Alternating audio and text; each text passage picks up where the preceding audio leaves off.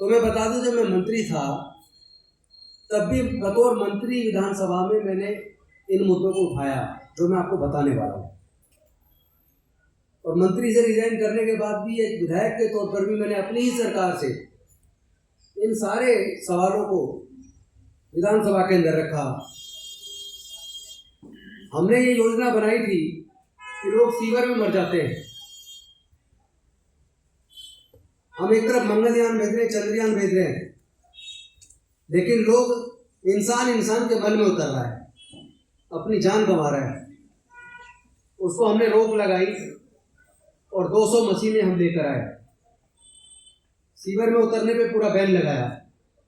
और उससे पहले 304A में मुकदमा दर्ज होता था अगर कोई सीवर में मर जाता था। तो हमने कहा जब इसमें ठेकेदार को और इंजीनियर को ये जानकारी है कि इसमें गैस बनती है जिससे आदमी की जान जा सकती है, तो ये फिर रेशन नेग्लिजेंट एक्ट में नहीं आता, ये culpable homicide not amounting to murder में आता है। और उसके बाद 304 में मुकदमा दर्ज कराया, सारे केसेस ढूंढ के जो एक्ट के तहत मुआवजा 10 लाख वो दिया। लेकिन उसके बाद भी जो प्राइवेट बिल्डिंग है, मॉल हैं, उनके अंदर आज भी गटर में लोगों को उतारा जाता है। उस पर भी हमने सरकार के द्वारा योजना बनाने के प्रस्ताव भेजा, लेकिन वो प्रस्ताव 3 साल से लंबित है, अभी तक भी फाइनल नहीं हो पाया।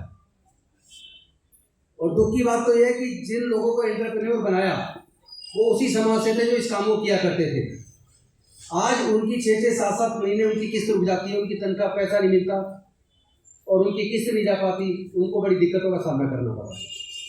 साथ ही साथ Delhi scheduled caste, scheduled tribe, OBC, minority, handicap development finance corporation, ये दिल्ली सरकार का एक निगम है जिसके द्वारा दिल्ली के SC, ST, OBC और माइनॉरिटी को अपना स्वरोजगार करने के लिए बहुत ही सस्ते दर पर लोन दिया जाता था। अपनी गाड़ी लेने के लिए बस, पहले लोगों ने बसें भी लगाई, इससे लोगों ने RT भी लगाई, लोगों ने तमाम तरह के छोटे मोटे उद्योग धंधे किए उसी DSFD से लोन लेके। मैंने सरकार से कहा कि आप पहले तनख्वाह गारंटी रेट से लेते थे, आजकल आप तनख्वाह नहीं ले रहे, आपने गारंटी रेट बंद कर दी। और जो कॉर्पस 100 करोड़ मिलना था, केंद्र सरकार ने 50 करोड़ देना था, 50 करोड़ दिल्ली सरकार ने देना था। ना तो केंद्र की सरकार ने अपना पूरा पैसा दिया, ना दिल्ली की सरकार ने दिया। मैं उनसे मांगता रहा लेकिन वो टलता रहा। आज हालत यह है, DSFDC में 11 महीने से इस डिपार्टमेंट के कर्मचारियों को तनख्वाह नहीं मिली है और पिछले 1 साल से भी ज्यादा समय से कोई लोन नहीं मिला। तो जो लोग रोजगार कर लिया करते थे DSFDC से लोन लेकर, department SC, ST, OBC, minority, handicap को कवर करता है, 90% लोगों को कवर करता है, लेकिन उस विभाग को पैसा नहीं है। और ये सब उस सरकार के तहत है जो सरकार 75,000 करोड़ का बजट की बात करती है, तरह तरह की फ्री सीट की बात करती है, लेकिन SC, ST, OBC, माइनॉरिटी लोग तरक्की ना कर लें इसलिए जानबूझकर उस विभाग को ठप कर दिया। आज उस विभाग को 11 महीने से अपने डिपार्टमेंट के कर्मचारियों को देने की सैलरी नहीं है और लोगों को अपने रोजगार शुरू करने के लिए लोन देने के लिए पैसा नहीं है। इतनी उदासीन सरकार मैंने अपनी जिंदगी में नहीं देखी। और बतौर मंत्री भी मैं कितनी बार मेरे फाइल भेजी, कितनी बार मुख्यमंत्री से बात की, कह रहे सफेद हाथी है। मैंने कहा सफेद हाथी नहीं है, ये गरीब लोगों को रोजगार करने का एक साधन है। तो मुझे कहा कि नहीं हम पैसा देंगे, लेकिन वो टालते रहे इतना टाइम हो गया कि ना कोई पैसा मिला, ना कोई लोन दिया जा रहा। 11 महीने से तनख्वाह नहीं दी जा रही। हाई कोर्ट ने कंटेम्प्ट ऑफ कोर्ट लगा दिए, उसके बाद भी अभी तक पैसा नहीं मिला है। इसके साथ साथ जो सरकार कहती है बच्चों को फ्री पढ़ा रहे हैं, हम तो हेल्थ एजुकेशन में हमने 3 मार दिए। उसका मैं मॉडल बताता हूँ। 12वीं क्लास तक पढ़ने के बाद क्या कोई बच्चा कामयाब हो पाएगा? कुछ मिलेगा उसे? बच्चा बनता है, कुछ उसका भविष्य बनता है हायर एजुकेशन से। और हायर एजुकेशन को अरविंद केजरीवाल जी की सरकार ने इंडस्ट्री में तब्दील कर दिया है। ऑन रिकॉर्ड कह रहा हूँ मैं आपको, उसमें कोई भी हायर एजुकेशन में स्कॉलरशिप नहीं है दिल्ली सरकार की, उसका पैसे का खर्चा ही नहीं उठा सकते। 99% SC, ST, OBC और माइनॉरिटी दिल्ली सरकार के खुद के कॉलेज के, engineering college, medical college, law college, उनका खर्चा, उनका फीस नहीं दे सकते दिल्ली सरकार के अपने कॉलेज। मैं उसका फीस चार्ट आपको पढ़ के बताऊंगा, आप देखना कि मेरी बात में कितनी सच्चाई है और कितनी झूठ है। इसकी बेकल आप चाहे तो इसकी पूरी जानकारी सरकार से मांग लो, मुख्यमंत्री जी से पूछ लो।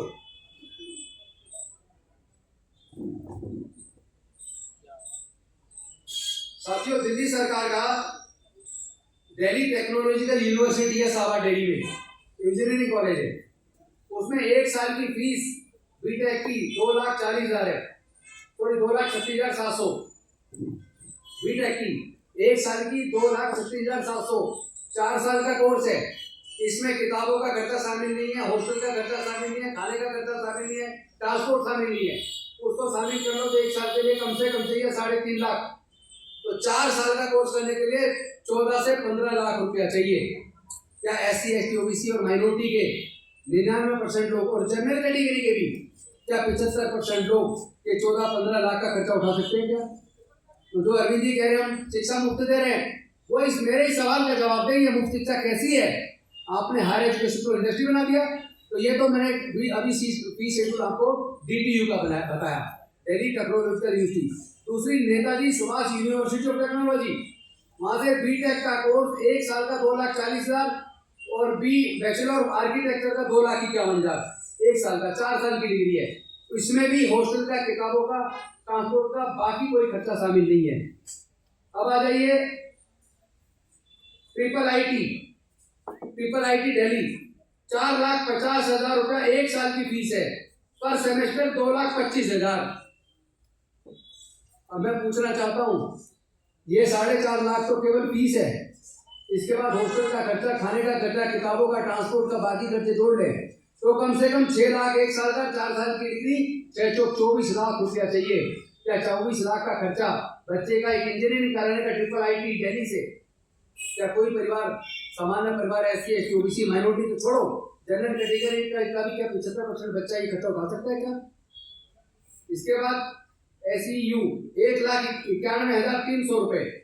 अच्छा, DTU का सेकंड ईयर का 2,46,700, थर्ड ईयर का 2,66,700, फोर्थ ईयर का 2,86,700, यानी हर साल का बढ़ भी रहा है। अभी मैंने वो नहीं बताया आपको।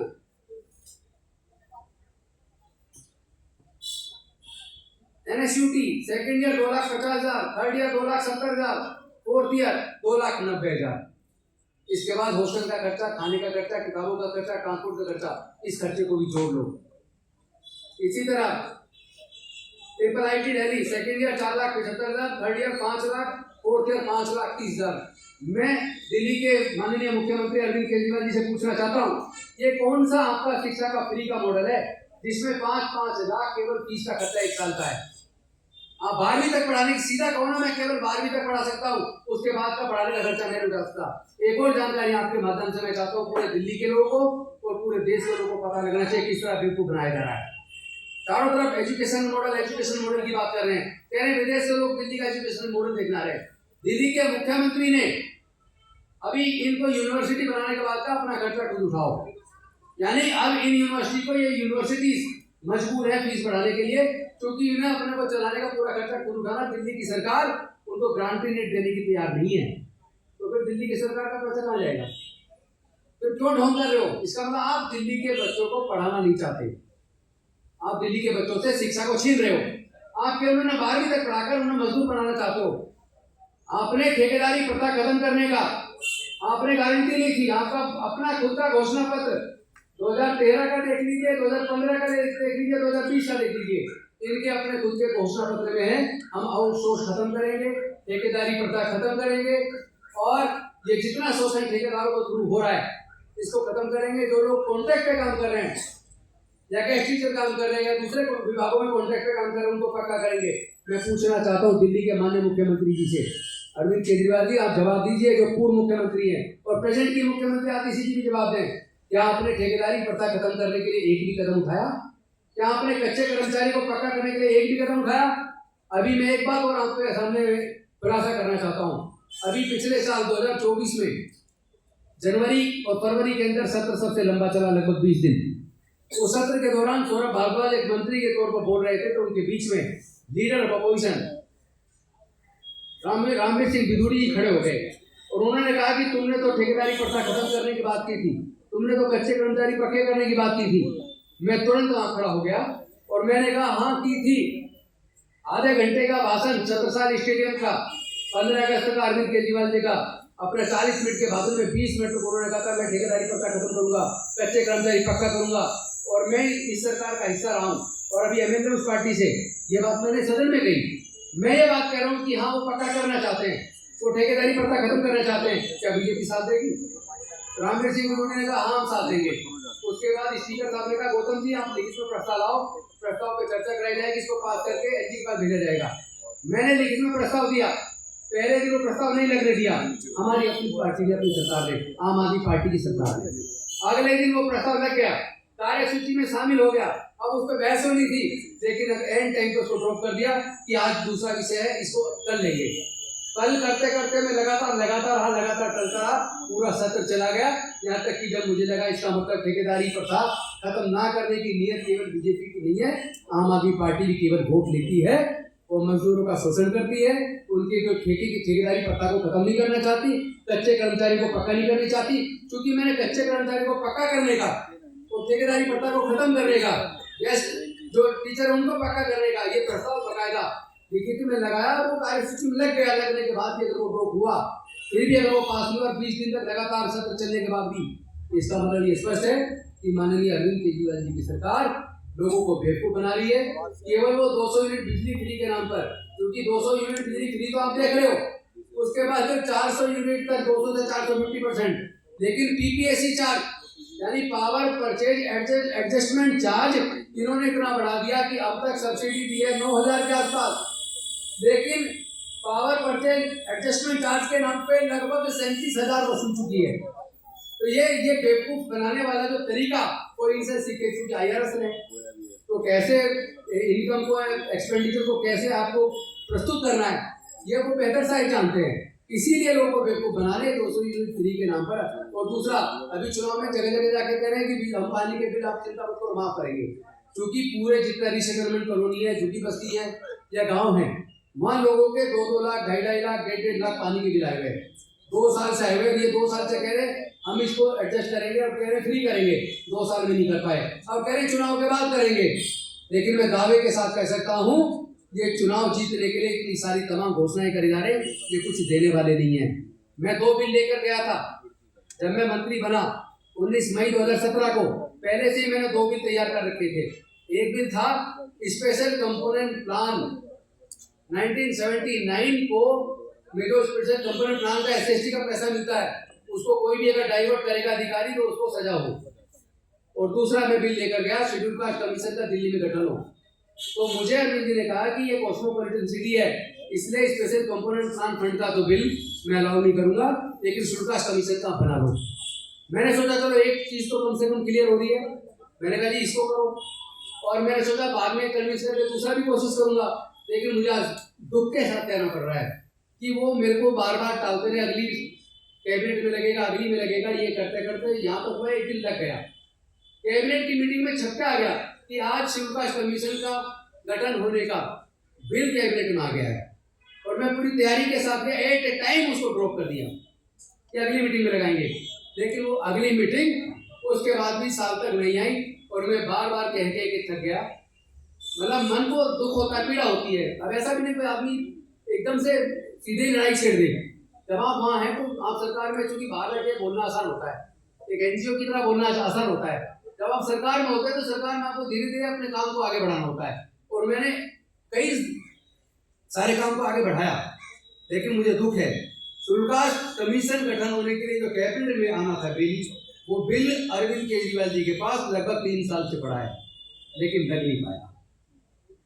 तो इस तरह के एक नहीं है, अनेकों मुद्दे हैं। एससी एसटी की हायर एजुकेशन में एक भी स्कॉलरशिप नहीं है, माइनॉरिटी कमीशन लगभग ठप है, सफाई कर्मचारी आयोग लगभग ठप है, और तो सबसे ज्यादा दुख की बात है कि इन्होंने जो शेड्यूल कास्ट को आगे बढ़ाने के लिए जो योजनाएं थी, ज्यादातर योजनाएं अब ठप कर दी है। मैंने एक योजना बनाई थी कि जिस तरह डॉक्टर बाबा साहेब अम्बेडकर सियाजीराव गायकवाड़ जी के द्वारा दिए हुए वजीफे से पढ़ के बाहर गए, और फिर भारत को उन्होंने इतना कुछ दिया कि हम उसका एहसान नहीं चुका सकते, तो क्यों ना एक ऐसी स्कीम बनाई जाए। मैंने एक ऐसी स्कीम दिल्ली में बनाई, higher education in abroad, financial assistance scheme higher education in abroad, और उसमें उस वक्त के हिसाब से हमने बनाया कि 5 लाख रुपए 1 साल का, 4 साल का 20 लाख रुपया। वो स्कीम मैंने पास की, लागू हो गई। 2 बच्चे आए, मैंने पूछा था क्यों नहीं आ पा रहे, पता लगा कि फीस ज्यादा है, 5 में काम नहीं चलेगा, जितना खर्चा आता उतना होना चाहिए। मैंने कैबिनेट में तैयारी कर दी, उसका पूरा की पूरा खर्चा उठाएंगे, 100 बच्चों का विदेश पढ़ने का। अरविंद जी को मैंने बोला, मैंने कहा इसलिए बच्चे कमा रहे हैं क्योंकि बाहर का खर्चा ज्यादा है, इसको आप जितना खर्चा था उतना कर दें, चाहे 100 बच्चे मत करो, आप 50 बच्चे कर दो, 50 चल जाएंगे। उन्होंने कहा हाँ इसको करेंगे, अगली बार करेंगे, अगली बार करेंगे, करते करते टालते टालते टालते उन्होंने पूरे 2 से 2.5 साल निकाल दिए, लेकिन वो स्कीम नहीं बनी।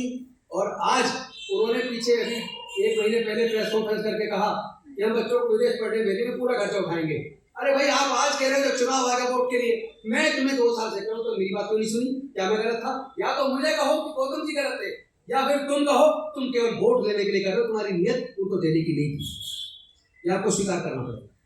मैंने कहा कि उनके बच्चों की फीस माफ कर दो, मुझे 150 करोड़ दे दो कि जो आपका इंजीनियरिंग कॉलेज है, आपको लॉ कॉलेज से नहीं बताया मैंने, नेशनल लॉ यूनिवर्सिटी द्वारका 5 साल की लॉ कोर्स है, दिल्ली सरकार का है, वहाँ पे 1 साल का खर्चा 3.5 लाख है, फीस ही फीस, हॉस्टल का, किताबों का, ट्रांसपोर्ट का, बाकी खर्चे अलग है, यानी कम से कम 5 लाख 1 साल का चाहिए। 5 साल का 25 लाख कहाँ से आएगा भाई? SC ST के 99%, OBC माइनॉरिटी के 98% लोग ये पैसा दे नहीं सकते। यानी कि आपका कौन सा शिक्षा का मॉडल है? क्या आप गरीब बच्चों को पढ़ाना ही नहीं चाहते? आप उनको बेवकूफ बना रहे हो। तो साथियों, मैं तो दिल्ली के लोगों, आपके माध्यम से दिल्ली के लोगों तक ये बात पहुंचाना चाहता हूँ। आप लोगों को तय करना है कि छोटे लालच में महिलाओं को बसों में यात्रा फ्री कर दी, 200 यूनिट बिजली का फ्री कर दिया, पानी 20 लीटर फ्री कर दिया। आपका इससे काम चल जाए तो इन्हें वोट दे दो। और अगर आपको अपने बच्चों को रोजगार चाहिए, क्योंकि ये रोजगार की बात नहीं करेंगे, आज तक का रिकॉर्ड है 10 साल से ज्यादा इनकी सरकार को हो गई, क्योंकि पीछे भी 49 दिन की रही है, 49 दिन वो जोड़ लो और 10 साल की पिछली सरकार जोड़ लो। इस पूरे टेनोर के दौरान क्या इन्होंने आज तक कभी भी रोजगार देने की बात की? मतलब आप 200 यूनिट बिजली फ्री की तो बात कर रहे हो, लेकिन रोजगार देने की बात नहीं कर रहे हो।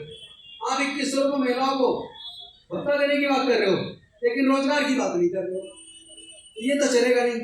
बच्चों की फीस फ्री करने के लिए मैंने इनसे कहा था, मुझे आप केवल एज ए मिनिस्टर कहा कि मुझे आप 150 करोड़ का बजट में, जब 75 करोड़ का बजट है, 75,000 करोड़, 75,000 करोड़ में 150 करोड़ क्या होता है? ऊंट के मुंह में जीरा। मैंने कहा मुझे केवल 150 करोड़ का फंड दे दो, हायर एजुकेशन में जो गरीब बच्चे पढ़ते हैं मैं उनकी पूरी की पूरी फीस सरकार से जमा करवा दूंगा।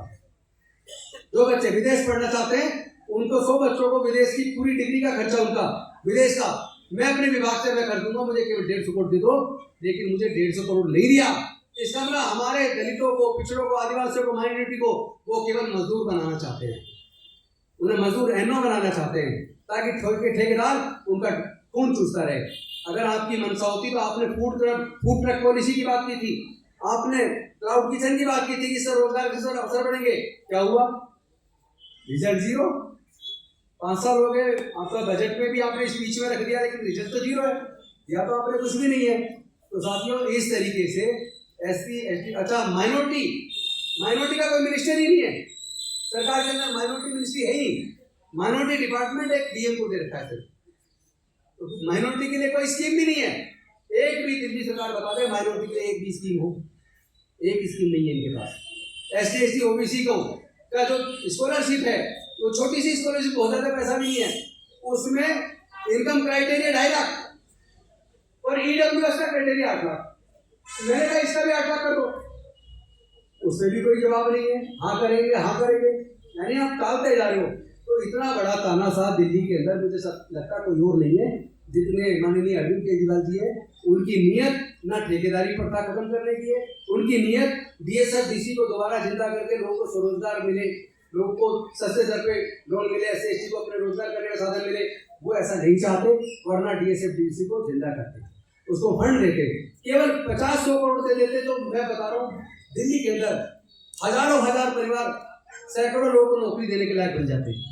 लेकिन उनकी नीयत SC ST OBC माइनॉरिटी के बारे में, उनके विकास के बारे में नहीं है। उनके जो अस्पताल चल रहे हैं, जैसे दिल्ली स्टेट कैंसर इंस्टीट्यूट, वहाँ गरीब लोग जाते हैं, उसकी PET स्कैन की मशीन करोड़ों रुपए की बंद पड़ी है, आज तक चल नहीं रही है।